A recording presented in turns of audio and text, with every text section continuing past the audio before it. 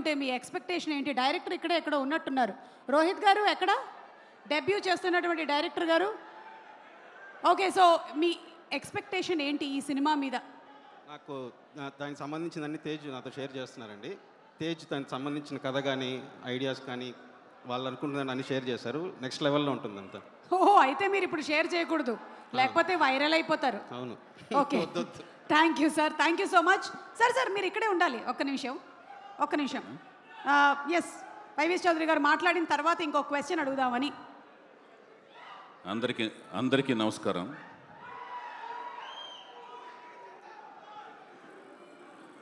ఈ వేదిక మీద నేను ఉన్నందుకు నాకు గర్వంగా ఫీల్ అవుతున్నాను.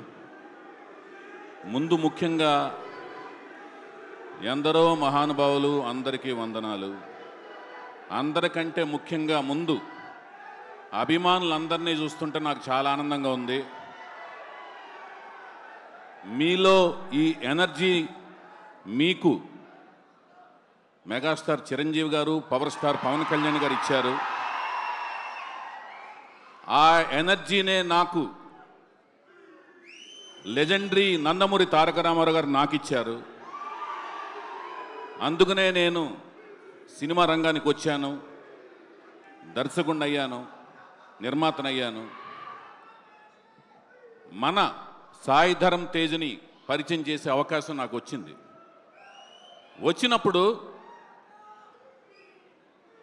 సాయి ధరమ్ తేజ్ని ఒకటే అడిగాను, నువ్వెందుకు నటుడు అవ్వాలనుకుంటున్నావు అని అడిగాను. మనోడు చాలా చిలిపి సరదా మనిషి అనమాట. సాయి ధరమ్ తేజ్ చాలా చిలిపి అనమాట. అంటే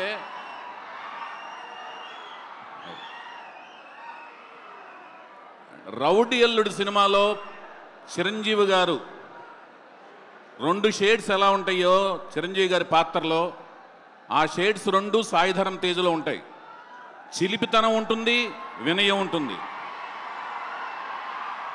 సాయి ధరమ్ తేజ్ని నేను అడిగాను, నువ్వు హీరో ఎందుకు అవ్వాలనుకుంటున్నావు అంటే, నేను డాక్టర్ అవ్వాలనుకున్నాను, లాయర్ అవ్వాలనుకున్నాను, అలాగే ఇంజనీర్ అవ్వాలనుకున్నాను, కానీ ఇవన్నీ ఒక జీవితంలో అవ్వలేను కాబట్టి ఇవన్నీ కలిపితే ఒక హీరో అయితే ఇవన్నీ పాత్రలు నేను ఈజీగా పోషించేయచ్చు కదా అని చెప్పాడు. ఆ సమాధానం చూసి నేను షాక్ అయ్యాను. ఒక నటుడు అవ్వటానికి ఎంతో తపించాలి, ఎంతో కష్టపడాలి.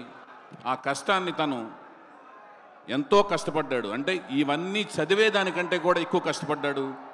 తన బాడీని ఒక క్రమశిక్షణతో 130 kgs నుంచి 75 kgsకి మార్చుకుని, ఆహార్యాన్ని మార్చుకుని తను సృష్టించుకుని ఒక హీరోగా నాకు పరిచయం అయ్యాడు. ఆ పరిచయం చేసే అవకాశం నాకు దక్కింది. అతను ఈ 10 ఏళ్ల ఈ జర్నీ చూస్తుంటే నాకు ఎంతో ఆనందంగా ఉంది. మీలాంటి ఎంతోమంది అభిమానులు సంపాదించుకున్నందుకు చాలా ఆనందంగా, అదృష్టం కింద తను ఇంత అదృష్టవంతులైనందుకు నాకు చాలా ఆనందంగా ఉంటూ, మళ్ళీ తనతో ఒక విజయవంతమైన సినిమా తీయాలని మనస్ఫూర్తి కోరుకుంటూ మీ అందరి దగ్గర సెలవు తీసుకుంటున్నాను. Thank you so much YVS Chowdary గారు. మీది గోల్డెన్ హ్యాండ్. సూపర్గా మీరు హీరోస్ని లైక్ దేవదాస్ సినిమాతో రామ్ గారిని, అలాగే రే సినిమాతో సాయి దుర్గా తేజ్ గారిని ఇంట్రడ్యూస్ చేశారు.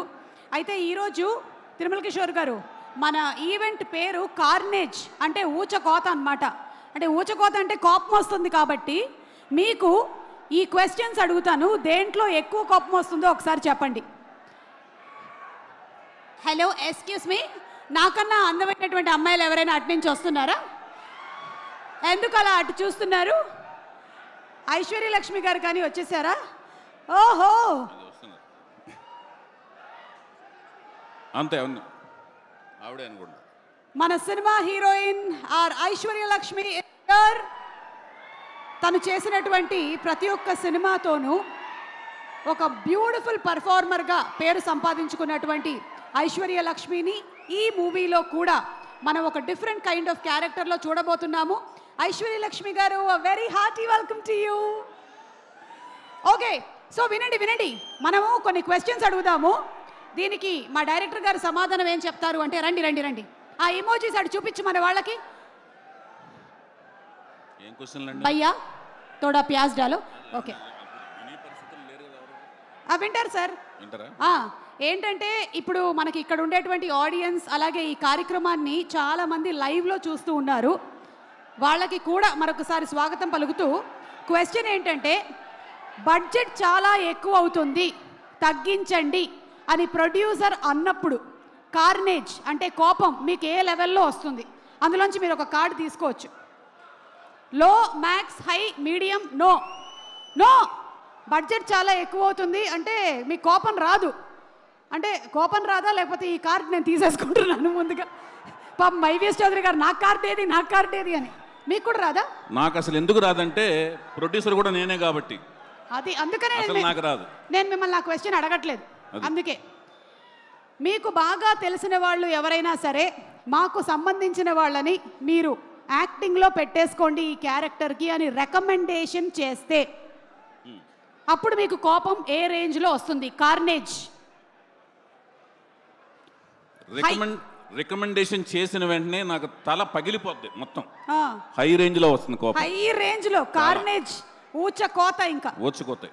అంటే మీకు క్యారెక్టర్ ఫిట్నెస్ ఉంటేనే తీసుకుంటారు. నాకు నచ్చకపోతే ఏ పని చెయ్యను. నేను ఒక సీతయ్యని, ఎవరి మాట వినేది లేదు, ఎవరి మాట విన్ను. సూపర్ అండి, super. So thank you so much Tirumala Kishore గారు అండ్ వైవిఎస్ చౌదరి గారు. Requesting both of you all to please be seated. Thank you very much. Thank you. Thank you. ఒక్క విషయం చెప్పడం మర్చిపోయానండి. ఎస్ చెప్పండి సార్. ఈ కార్నేజ్ రిలీజ్ చేసిన తప్పుడు నేను చూశానండి. అది కార్నేజ్ అని ఒక చిన్న గ్లిమ్స్ లాగా రిలీజ్ చేశారు. సాయి ధరమ్ తేజ్ని ఆ బాడీ కట్లో అట్లా చూసిన వెంటనే నాకు అనిపించింది ఏంటంటే he's going to rock with this movie అనే ఫీలింగ్ నాకు కలిగింది. ఆ బాడీని ఆ షేప్కి తీసుకురావటానికి తన ఎంత కృషి చేసి ఉంటాడో, ఎంత కష్టపడి ఉంటాడో నేను ఎప్పటికీ మర్చిపోలేను. ఎంతో కష్టం అనమాట అది. ఎందుకంటే మధ్యలో తనకు జరిగింది నాకు తెలుసు, మనందరికీ తెలుసు. ఆ దేవుడు తన ఎందున్నాడు, వాళ్ళ అమ్మగారి ప్రార్థనలు పూజలు తన ఎందున్నాయి. అందువల్లే తను మళ్ళీ తిరిగి ఆ బాడీ షేప్లోకి రాగలిగాడు. ఎక్సలెంట్గా ఉంది. I wish him all good luck. Thank you so much. Thank you so much.